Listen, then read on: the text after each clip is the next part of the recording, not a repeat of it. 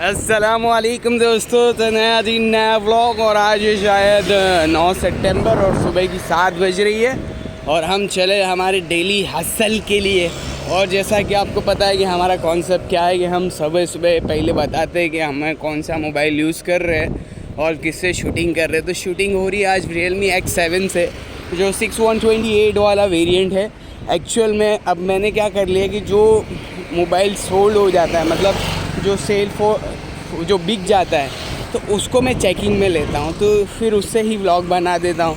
कभी कभी कस्टमर्स के रिक्वेस्ट भी आते हैं कि भाई नहीं, उससे ही व्लॉग बना के दिखाओ ज़रा। तो Realme X7 है, ये 5G है वेरिएंट। लुक वाइज बहुत अच्छा है और चलने में भी ये फास्ट है। बट कैमरा ठीक ठीक लग रहा है मुझे, इसका कैमरा इतना कुछ खास नहीं लग रहा है, ठीक है। बट एक्चुअली मैं OnePlus का यूज़र हूँ, तो OnePlus के मैंने महंगे मोबाइल डिवाइस यूज़ किए हुए, तो फिर ये सब चीज़ें अपने को थोड़ा ऐसा अलग लगती है। तो कोई बात नहीं, ये प्राइस सेगमेंट में भी शायद से ये अच्छी परफॉर्मेंस दे रहा। 20,000 का मोबाइल है ये न्यू, सेकंड में अपने आधे रैम में दे देते हैं, तो ये शायद से अच्छा परफॉर्म कर ही रहा है। ये देखो सूरज वगैरह, चांद सूरज दिख ही रहा है, तो कोई बात नहीं, जो है अपने अलग अलग करते रहते हैं। देखो ज़िंदगी में कुछ अलग करने से ही मज़ा आता है। एक ही चीज़ करते रहोगे ना तो कंटाल जाओगे, बोले क्या ज़िंदगी है ऐसा। ठीक है, तो आज मैं एक बात करने वाला हूँ। बात बड़ी बहुत ही इम्पोर्टेंट बात है, किसी की ज़िंदगी के रिगार्डिंग बात है। मेरे यहाँ पर एक बंदा काम करता है, तो मेरे यहाँ पर जो बंदा काम करता है वो थोड़ा परेशानी में है। कल मेरे को बुलाया भाई, बोले मुझे एक मशवरा करना है। मैं बोला यार अपनी ताकत नहीं मशवरा और राय वाय देने की, बट बता क्या है। तो भाई बोलने लगा कि भाई अब मेरा क्या, वो पर्सनल मैटर है बोले, पर मेरी जो बात है ना वो बहुत आगे चली गई है बोले, तलाक तक बात जा रही है। हाँ, तो मैं पूछा क्यों यार, ऐसा क्यों, क्या हो गया। तो बोलता है कि अनीस भाई बोले एक तो वो लोग 5 साल से है मैरिड है, पर 5 साल के बावजूद भी उनको एक अभी बच्चा हुआ था, जो होगा कुछ 9 7 3 4 6 7 8 महीने का ऐसा है। और 5 साल की मैरिड लाइफ के बाद भी वो लोग सोच रहे कि तलाक हो जाए। तो ये क्यों हो रहा है? देखो एक्चुअली वो बंदा बीमार था बीच में, अभी जब मैं थोड़ा बीमार हुआ था उसके बाद भी वो थोड़ा वो बीमार हो गया। तो उसके बाद जो हुआ है कि वो जो बीमार हुआ, तो ये बीमार मेरा बंदा जो बीमार हो गया, तो उसके बाद उसकी अम्मी भी बीमार हो गई। अब सामने वाली का बंदी का कहना ये है कि भाई मैं करूँ भी काम नहीं भी करूँ काम, मतलब ऐसा है जैसा उसने मुझे बताया। देखो मैं उसकी बातें नकल कर रहा हूँ जैसा उसने बताया मुझे। अब मुझे पता है कि ताली 2 हाथ से बजती, 1 हाथ से ताली नहीं बजती। इस बंदे की भी कोई गलती होगी, इसलिए वो आज ये कगार पे है कि वो बोल रही है कि नहीं भाई मुझे खुला चाहिए, वो तलाक चाहिए, जो भी A to Z। बट हर ताली 2 हाथ से ही बजती, कभी भी 1 हाथ से नहीं बजती। और कहने का मतलब ये था कि अब उसका कहना का मतलब ये है, वो औरत का जो है, मेरे इधर जो बंदा काम करता है उसकी औरत का कहने का मतलब ये है कि भाई ये बीच में जब बीमार हुए ये और उसकी अम्मी, तो ये कभी बोलती मैं काम करूँ भी, कभी बोलती नहीं करूँ, कभी बोलती खिदमत करूँ भी, कभी नहीं करूँ। तो इसने क्या किया कि इसके बाजू में इसकी बहन रहती है कोई, तो वहाँ से वो रोटी मंगवाता करवाता जो भी करवाता था। तो औरत का शायद से यूँ कहना था कि भाई आप ऐसा क्यों करवाते हो, मतलब आप उससे क्यों बनवाते हो खाना, मैं कर लूँगी। तो कभी करती कभी नहीं करती। अब क्या मच है अपने को नहीं पता ज़्यादा इंटरनल मैटर क्या है, क्योंकि जैसा कि मैंने बोला ताली 2 हाथ से बजती, 1 हाथ से कभी भी ताली नहीं बजेगी। तो ताली बजाने वाला काम अपना भी नहीं है। बट कहने का मतलब ये है कि ये बातें तलाक तक नहीं जानी चाहिए, ऐसा है। ये बातें सिंपली एक ही जगह पर, मतलब एक स्टेबल होना चाहिए। देखो जो घरेलू ज़िंदगी है, जो हस्बैंड वाइफ वाली ज़िंदगी है, कभी मतलब एक दूसरों को कभी बर्दाश्त करके, कभी प्यार मोहब्बत में, कभी कुछ, बट ये मैटर वहाँ तक नहीं जाना चाहिए, है ना। हमने शादी कर ली, हमारे माँ बाप ने हमें अच्छे से रुखसती दी, बट फिर भी हम ये सोच रहे कि नहीं, मैं नहीं रह पाऊँगी। नहीं, आप रह सकती हो, बट क्या है कि आपको थोड़ा सहन करना पड़ेगा, ये है। जब तक सहन नहीं होगा, मतलब मैं ऐसा कि नहीं कह रहा कि आप सहन ही करती जाओ, मैं ऐसा भी नहीं कह रहा। जहाँ कहने की बात है वहाँ कहो भी, है ना। जहाँ बोलने की बात है वहाँ बोलो भी, और जहाँ नहीं बोलने की बात है वहाँ पूछ। और अक्सर ये जो घरेलू ज़िंदगी है ना, घरेलू ज़िंदगी ये मतलब एक स्टेबिलिटी की तरह खामोशी से जी जाती है कि एक बार कोई गर्म हो गया, एक बार कोई गर्म हो गया तो शांत हो जाए, और जब कहने का मौका आवे तब उससे समझा दे। गुस्से में तो आदमी कुछ भी बोल देता है ना, गुस्से में तो आदमी बोल देता है कि भाई मैंने तुझे 3 तलाक दी, ऐसा जो भी है। तो तलाक तक बात लेके जाना ये बहुत ही बुरी बात है। अल्लाह को नापसंदीदा अमल है सबसे ज़्यादा तलाक। हालांकि ये कर सकते, हो सकता है, जायज़ है, बट अल्लाह को सबसे ज़्यादा नापसंदीदा है ना। जब 2 गिरोह के बीच मतलब तलाक होती है तो शैतान सबसे ज़्यादा खुश होता है ना, क्योंकि इसने 2 घरों के बीच में झगड़ा लगा है ना।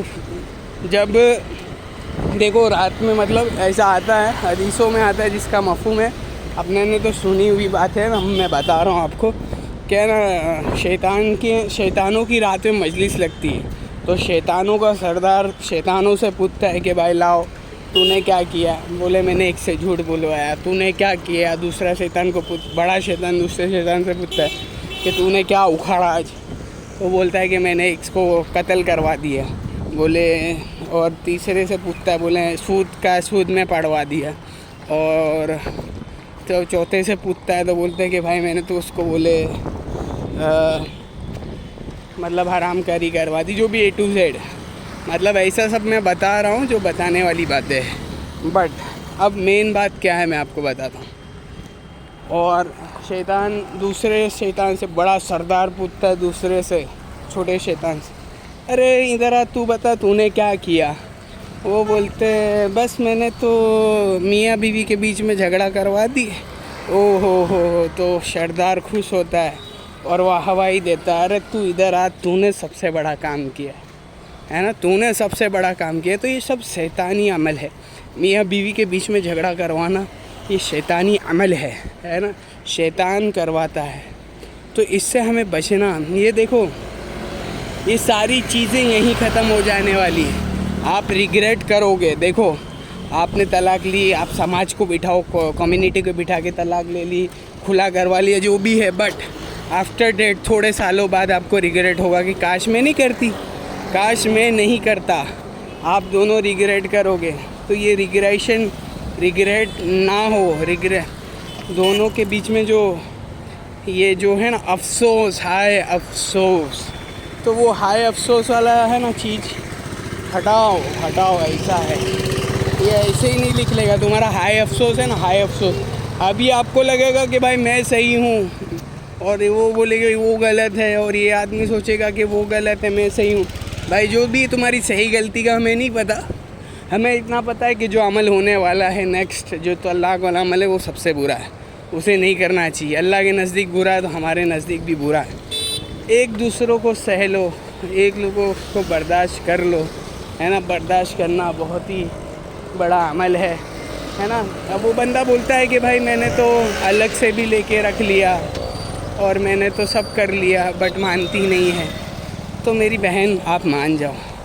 देखो, आप तो बहुत समझदार हो, मुझे पता है, मुझे सब बताया आपके बारे में भाई ने कि आपका ग्रेजुएशन पोस्ट क्या है, आप कितनी पढ़ी लिखी हो, आपको सब पता होने के बावजूद भी आप ऐसा क्यों कर रही हो। मैं ऐसा सिर्फ आपको बोल रहा हूँ, मैं सारी बहनों को बोल रहा हूँ जो ये देख रहा है, कि यहाँ तक नौबत नहीं जानी चाहिए। मुझे पता है कि सब ससुराल में क्या होता है, नहीं होता है, क्या है क्या नहीं, सारे पॉइंट्स हमें पता है। पर क्या है, बर्दाश्त करके ये सब। देखो, तुम्हारे माँ बाप भी पछताएंगे, तुम्हारे माँ बाप को भी दुख होगा, अब तुम घर पे बैठेगी, तुम्हारा भाई बोलेगा कि ये तो घर पे तलाक लेके बैठ गई, ताने सुनोगी क्या तुम? तुम्हारे भाई सबसे पहले ताना मारेंगे, है ना? फिर तुम्हारे माँ बाप भी तुम्हें ताना मारेंगे। तो ये सारी चीज़ें हैं। तुम्हारा निकाह, दूसरा निकाह होने में भी टाइम लग जाएगा, लोग बोलेंगे ये तो तलाकशुदा है। तो ये सारी चीज़ें से प्लीज़ बचना है।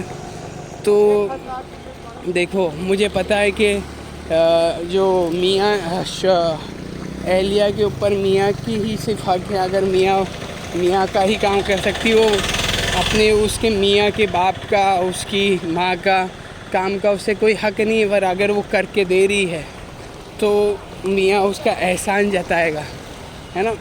देखो, अल्लाह के नबी ने फरमाया कि अगर मेरी शरीयत में अगर किसी को सजदे का हुक्म होता तो बीवी को होता कि वो उसके मियाँ को सजदा करे। तो वो तेरे लिए ही कमा रहा है। वो दिन रात मेरे दुकान पे आता है बेचारा, 10 बजे आता है, रात में 8 बजे तक जाता है। कितनी मेहनत करता है मुझे पता। किसके लिए कर रहा है? वो तुम्हारे लिए कर रहा है, तुम्हारे बच्चे के लिए कर रहा है, किसके लिए कर रहा है? हाँ, तो ये सारी बातें, है ना, जो मैं बात कह रहा था कि मियाँ का जो बीवी का जो हक है, मियाँ उससे किसके खुद की खिदमत ले सकता है, पर अपनी घर की खिदमत, मतलब घर की खिदमत इन द सेंस उसके घर वालों की खिदमत नहीं ले सकता उसकी औरत से, मुझे पता है। बट अब अगर उसकी माँ बूढ़ी हो गई है, उसका बाप बूढ़ा हो गया, अब वो कमाने भी जा रहा है, तो वो कैसे देखेगा उसके माँ बाप को? आज का सिचुएशन ऐसा है। बाकी देखो, करने वालों ने तो सब किया है, बहुत सारे जनों ने, है ना? मूसा अलैहिस्सलाम के ज़माने में हाय हाय हाय, ऐसे भी औलादी होती थी, ऐसे भी बेटे होते थे। काश अल्लाह हमें भी ऐसा बना देता। अल्लाह हमें भी ऐसा बना दे, हमें भी ऐसा बना दे, है ना? मूसा अलैहिस्सलाम के ज़माने में हाय, बहुत ही वाक़या थोड़ा अलग है। मूसा अलैहिस्सलाम के ज़माने में एक गोश्त काटने वाला था, मतलब मटन बटलर था। बचलर क्या बोलते हैं उसको इंग्लिश में? हाँ, तो वो कसाई था, मतलब अभी देसी भाषा में बोले तो खसाई था। तो खसाई करने, उसकी माँ बूढ़ी थी। अब वो क्या करती थी कि उसके मूसा अलैहिस्सलाम को कहा गया कि मूसा तेरे जन्नत का साथी है, उधर है, जाके ज़रा मिल ले उससे, ऐसा। तो मूसा अलैहिस्सलाम मिलने गए और जाके देखा कि ये मेरा साथी है, ये साला इसका बोले, अब अपनी लैंग्वेज में बात कर रहा हूँ तो साला निकल गया, पर समझो मैं मफ़हूम बता रहा हूँ। अपनी लैंग्वेज में भाई वाली लैंग्वेज कभी कभी आ जाती है अपने में, ऐसा तो कोई बात नहीं। तो कहने का मतलब ये है कि मूसा अलैहिस्सलाम अपने रफ़ीक जन्नत के साथी के घर पे गए और देखना चाहा कि ऐसा क्या अमल करता है कि अल्लाह ने कह दिया। मैं मफ़हूम बता रहा हूँ, मुझे पूरी कहानी नहीं पता। क्रिटिक्स प्लीज़ अवॉइड अगर गलत बोल रहा हूँ तो मूसा अलैहिस्सलाम अपने जन्नत के जो साथी है उसके पास जाके, उसके घर पे जाकर देख रहे कि भाई बोले ऐसा तो क्या अमल कर रहा है कि ये अपने मेरे साथ जन्नत में होगा। तो जाके बैठे और बताया नहीं कि मैं मूसा हूँ, वक्त का नबी हूँ, ऐसा नहीं बताया। बोले मैं तो बस ऐसे ही आया हूँ, बोले हाँ। तो देखा कि वो काम से आ रहा है और अपनी माँ को खुद ही खाना पका रहा है वो, और ख़ुद ही खाना पकाने के बाद उसकी माँ को वो जो बुढ़िया थी वो मतलब एकदम मतलब ताकतलेस जो बोलते हैं, जो एकदम बुढ़ापे में क्या होता है वो वाला सीन था। तो वो उनका बेटा जो है गोश्त की बोटियाँ चबा के अपनी माँ को लुक़मे बना के खिला रहा है ना? और उसकी माँ उसको दुआ दे रही है कि ए अल्लाह कि इसे भी तू मूसा का साथी बना, कि अल्लाह इसे भी तू मूसा का जन्नत में साथी बना, है ना? तो माँ की दुआ लेनी बहुत ज़रूरी होती है ना? जिसकी माँ है वो दुआ ले लो, और जिनकी माँ नहीं है तो वो उनके लिए दुआएं मग़फ़िरत कर सकते हैं, ऐसा है ना? माँ का होना, बाप का होना बड़ी नेमत है ना? तो वो उनके जो रफ़ीक थे वो कहने लगे, जो मूसा अलैहिस्सलाम के जो जन्नत में साथी हो गए, वो कहने लगे ये तो बुढ़िया है। मूसा से कहने लगे कि ये तो बुढ़िया है, ये तो माँ है, ऐसे ही बोलती कि मूसा का साथी बना दे। पर माँ की दुआ का असर था भाई, ये माँ की दुआ का असर है। हाय हाय हाय, माँ की दुआ का असर है कि माँ ने अल्लाह से दुआ करी और अल्लाह ने कबूल कर कि माँ की खिदमत में उसे, हाँ, माँ की खिदमत पे, हाय हाय हाय हाय, माँ की खिदमत पे उसे मूसा अलैहिस्सलाम का साथी बना दिया जाएगा। तो कितनी अजीम खिदमत की होगी ये मैं बता नहीं पा रहा हूँ। अब आपने ने भी सुना हुआ वाक़या मैं आपको बता रहा हूँ, जो सच्चा वाक़या है मैं वो बता रहा हूँ, थोड़ा मफ़हूम में, मतलब मेरे स्टाइल में बता रहा हूँ मैं जो बता सकता हूँ। तो कैसी खिदमत की होगी कि अल्लाह ने मूसा अलैहिस्सलाम का रफ़ीक साथी उन्हें जन्नत में बनाया है ना। तो हाँ, तो कहने का मतलब ये देखो, मुझे पता है कि आप पे आपके शौहर की वालिदा का या उसके घर वाले की खिदमत का कोई हक़ नहीं है, बट अगर आप कर देती तो आपका बड़ा एहसान होता, क्योंकि आपका शौहर भी आपके लिए दिन रात मेहनत कर रहा है ना, आपको आपकी किफ़ालत कर रहा है, आपकी ज़रूरतों को पूरा कर रहा है, आपके बच्चे की ज़रूरत को पूरा कर रहा है ना। अब देखो, मुझे नहीं पता कि आपके दोनों के बीच में क्या है क्या नहीं है, बट वहाँ तक बात लेके जाना कोई मुनासिब बात नहीं है। मैं आपसे रिक्वेस्ट करता हूँ बहन कि वहाँ तक मत जाओ, कोई बात नहीं है। ये रिग्रेट्स वाली बातें आगे जाके आप पछताओगे कि नहीं वो ही ठीक था। देखो, अल्लाह ने जो हम सफ़र बनाया रहता वो ठीक होता है, बट कभी कभी 19-20 होता है।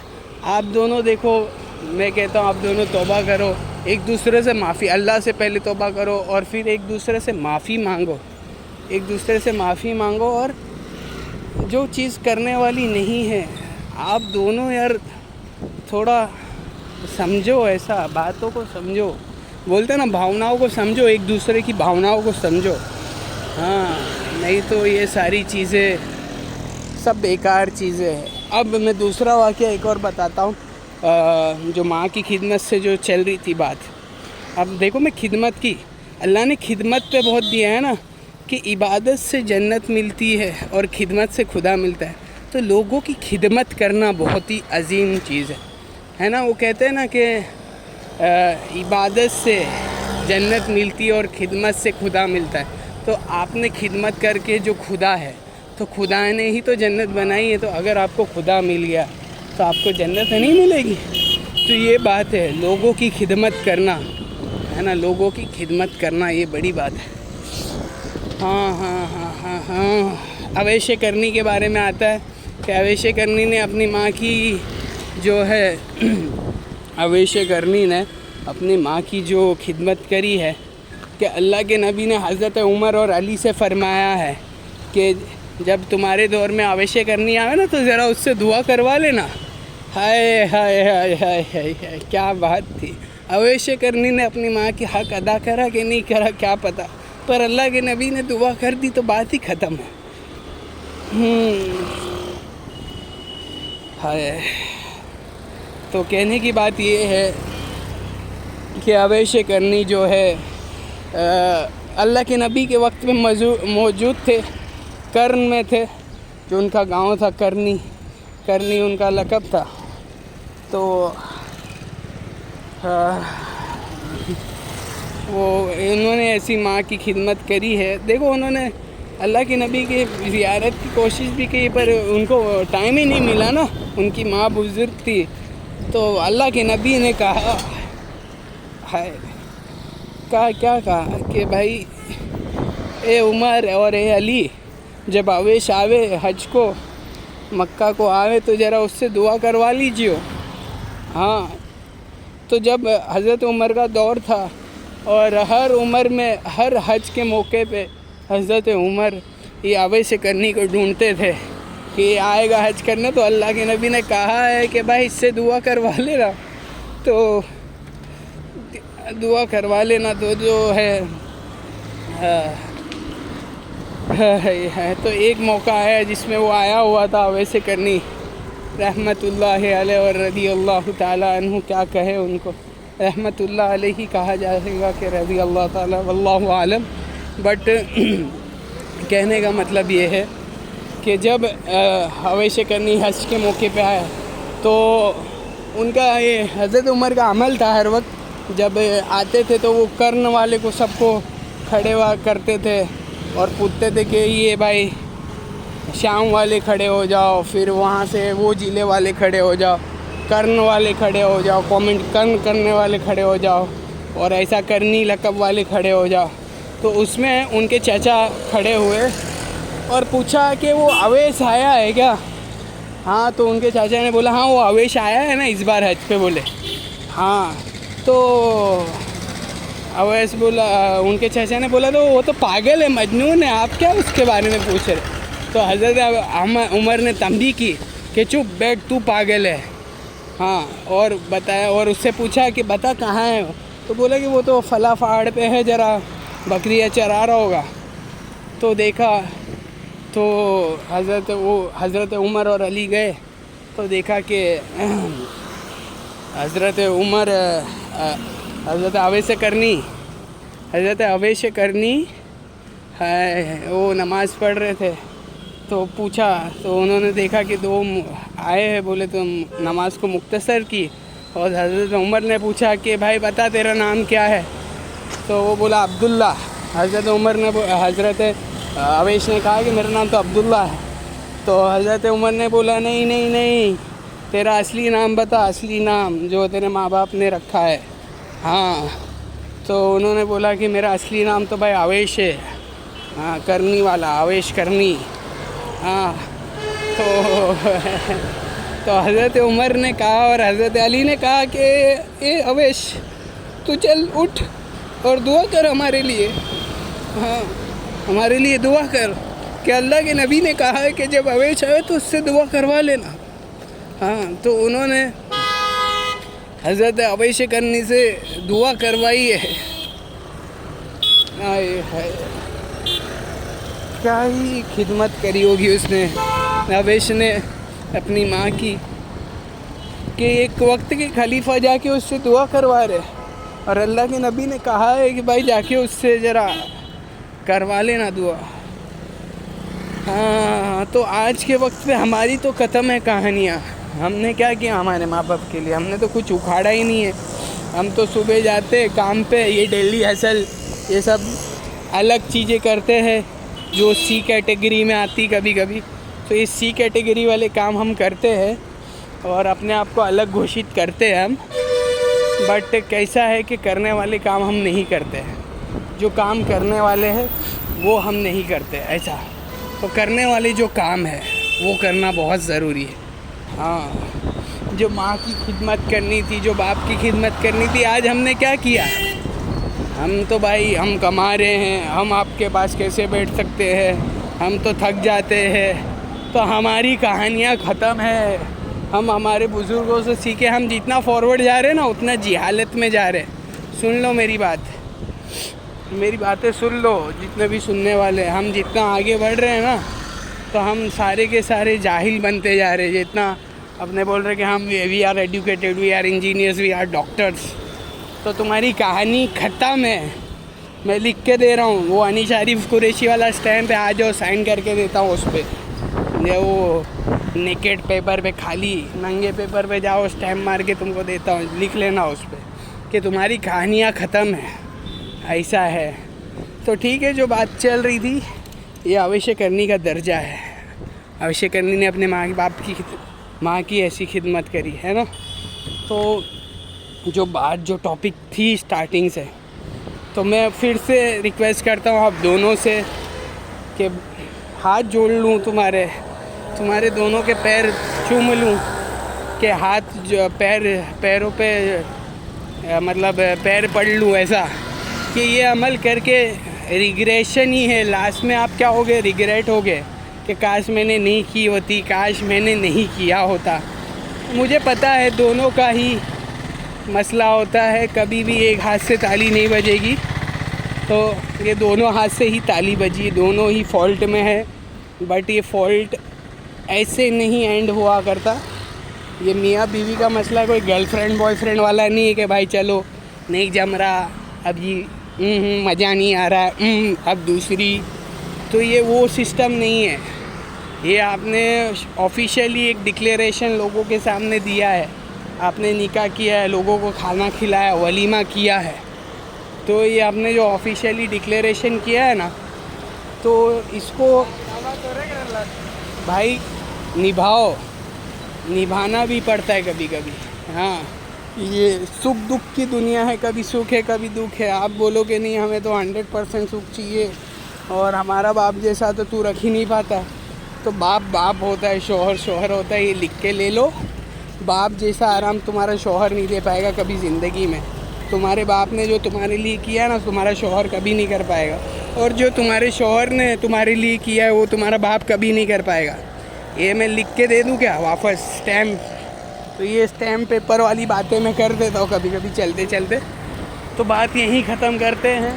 ये हमारे नाला आ गया जो एकदम फुल फ्लो में बह रहा है, तो ये नाला को बहने दो और हम भी ज़रा भावनाओं में बह बह के बातें कर लेते हैं कभी कभी।